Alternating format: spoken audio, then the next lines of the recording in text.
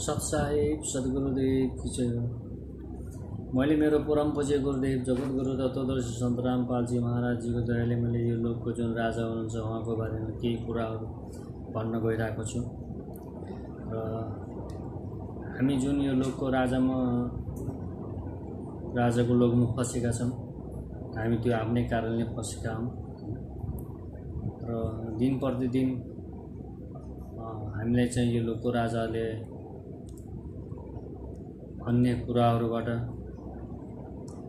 अन्य धेरै कुराहरूबाट चाहिँ हामीलाई एकदम वञ्चित बनाएर राख्नुपर्छ। जुन कुरा हामीले थाहा पाउनु पर्ने कुरा हो, यो लोकको जुन राजाको प्रभाव छ,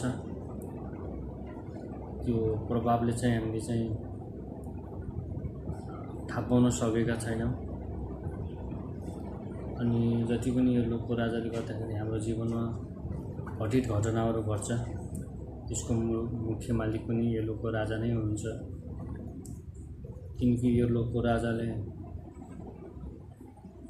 राजाको बन्धनमा हामीहरू बाँधिएका छौँ। एउटा जस्तै पिँजडामा कुनै पन्छी अथवा सुगाहरूलाई थुनेर राखेको जस्तै हामीलाई यो लोकको राजाले थुनेर राख्नुभएको छ। यो लोकको राजाको बन्धक पनि बनेका छौँ हामी।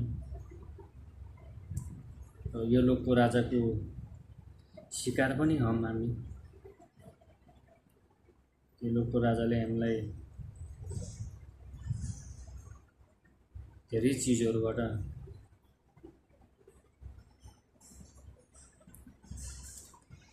धेरै टाढा राखिदिनु भएको छ। जुन चिज हामीलाई ज्ञात हुनुपर्ने, त्यो चिजबाट हामी अज्ञात नै छौँ। दिन प्रतिदिन यो लोकको राजाले हामीलाई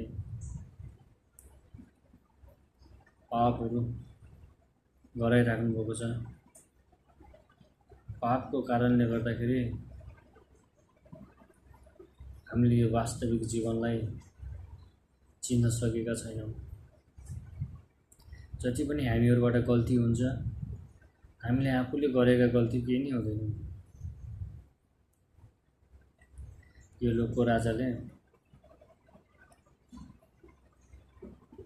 नै गराइदिनुहुन्छ गल्तीहरू। किनकि यो लोकको राजाको जालबाट मुक्ति नपाउन् भन्नको लागि चाहिँ हामीलाई उहाँले धेरै हाम्रो जीवनमा पापहरूको धेरै गराइदिनुहुन्छ, पापहरू गराइदिनुहुन्छ। जुन पापले गर्दाखेरि हामी मुक्ति पाउन सक्दैनौँ, हामीले आफ्नो सत्यलाई चिन्न सक्दैनौँ। जस्तै हामीले चाहिँ यहाँ आउनुभन्दा पहिला यो लोकको राजाले त्यो कार्य यमपुरीको यमको जमामा दिनुभएको छ, जुन सूर्यदेवका छोरा यम हुनुहुन्छ। हामी आउनुभन्दा पहिला, सृष्टिमा आउनुभन्दा पहिला, आमाको कोखमा आउनुभन्दा पहिला उहाँ निर्धारित भइसकेको छ। पुनर्जन्मको हाम्रो जन्म त धेरै भइसक्यो, कति भयो। जबकि यो लोकको राजाका पुत्र तीनवटा ब्रह्मा विष्णु महेश्वरको ब्रह्माजीको एक अर्ब जन्म भइसक्यो भनेपछि विष्णुजीको 49 करोड जन्म भइसक्यो, शिवजीको 77 बार जन्म भइसक्यो भनेपछि हाम्रो त गनेर केही साध्य छैन। तर हामीले मुक्ति पाउन सकेका छैनौँ। किनकि जुन हामीले आध्यात्मिकलाई पहिचान्नु थियो, त्योदेखि यो लोकको राजाले हामीलाई चाहिँ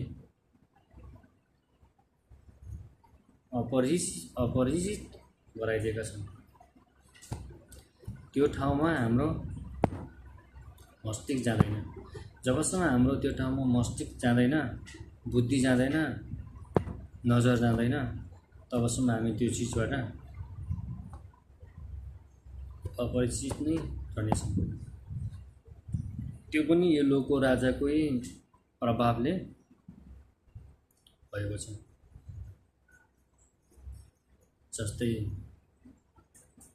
हामी यहाँ आउनुभन्दा पहिला एमपुरीको एमको बायाँ साइडमा बसेका जुन चित्ररानी गुप्त हुनुहुन्छ, हामीले 84को जुनीहरू काट्दाखेरि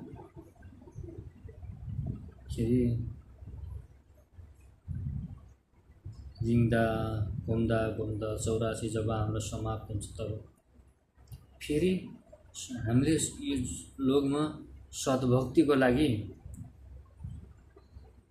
एउटा मानव जनी प्राप्त गर्छन्। जुन त्यो मानव जनी प्राप्त गर्नुभन्दा पहिला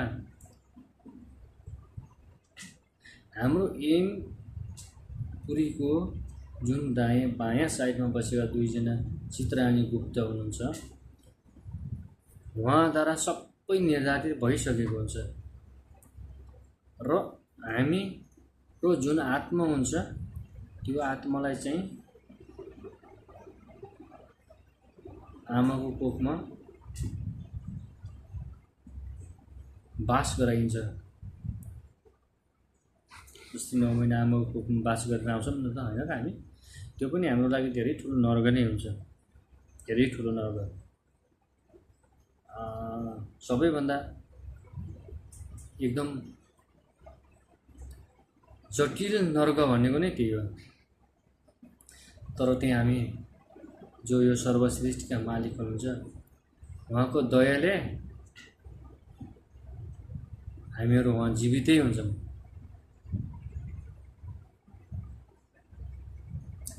र त्यहाँ सबै हाम्रो निर्धारित भइसकेको हुन्छ र